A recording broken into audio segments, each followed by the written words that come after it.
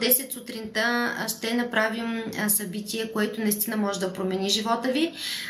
Ще ви очаквам на 8 март в Русе, на 15 в Пловдив, на 23 Варна. Хайде Варна, любимият ми град.